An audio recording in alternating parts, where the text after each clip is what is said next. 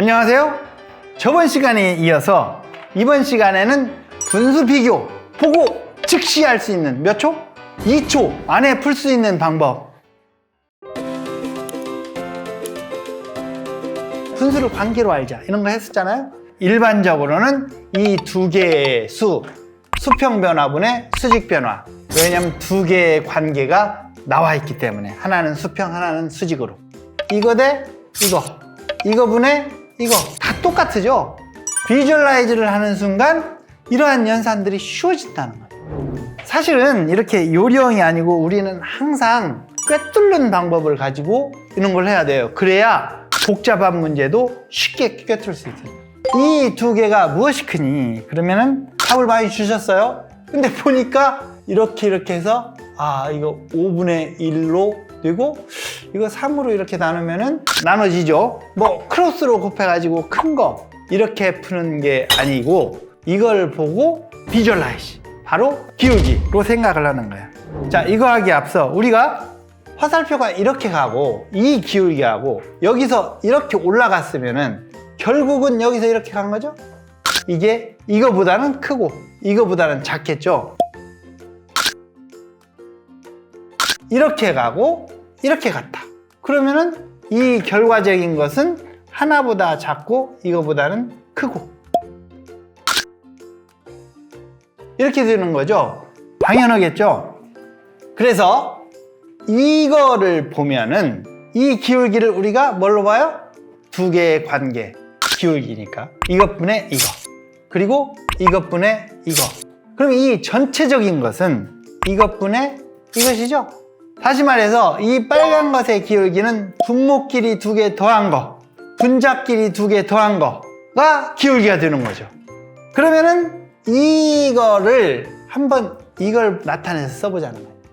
그러면 이것은 235에다가 더하기 20. 이 57은 47 더하기 10. 이 분수와 이 분수를 비교하라는 문제하고 똑같아요. 그러면 이 분수는 이걸 235라고 하고 여기를 47이라고 하면은 이 분수는 여기에다가 20을 더한 거, 그죠? x에다가 20을 더한 거, 수평 변화에. 그 다음 여기에 더한 거 10. 이걸 더한 거에 기울기를 비교하라는 거예요. 이거하고 비교하라는 거예요. 그런데 이쪽 기울기를 보면은 이 기울기 20분의 10은 이 기울기 235분의 47보다 크죠? 이건 뭐 2분의 1이 될 수가 없으니까. 그러니까 하여튼 위로 올라간 거예요. 이렇게 오는 것보다 위로. 그래서 결국 이것은 이거죠. 이것의 기울기는 원래 것의 기울기보다는 크다는 거예요. 크고 작음을 물어보니까 곧바로 답을 이렇게 쓸 수 있다는 거예요. 쉽죠?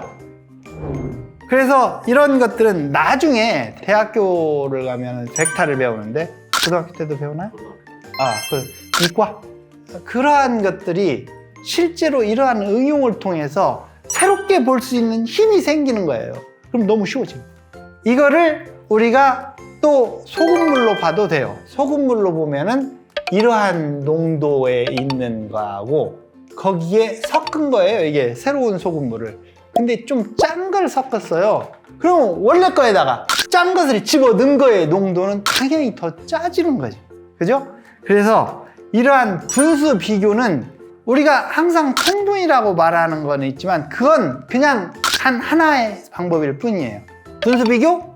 분모가 같은 통분을 하거나 분자만 갖다도 되죠. 그리고 이런 것들은 이제 비주얼라이즈로 바로 할 수 있는 거예요. 근데 실질적으로 이게 제일 쉽게 보이잖아요.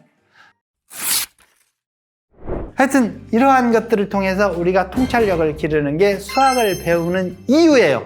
문제를 막 해서 계산해서 푸는 게 아니라 통찰력이 생기면은 그 다음부터는 컴퓨터 사이언스의 프로그램을 하는 거 너무 쉬워져요. 물론 수능도 훨씬 쉽게 풀 수 있겠죠. 여러분은 수학을 통해서 항상 해야 될 거 쉽고 아는 걸로 내가 바꿀 수 있는가? 그건 꿰뚫는 힘에서 가능한 거예요. 놀면서 수학 만점 이상 개봉!